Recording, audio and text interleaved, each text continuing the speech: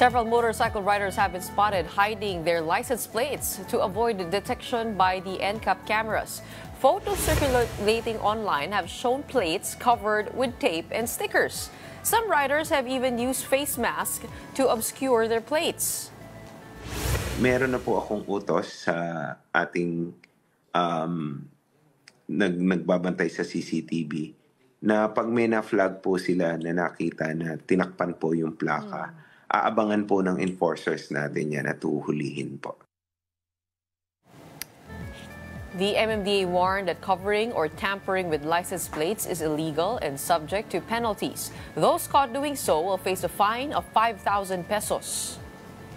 Palabas na kami ng memo sa lahat ng aming field personnel because violation po yan ng traffic code at ang multa po niyan is 5,000.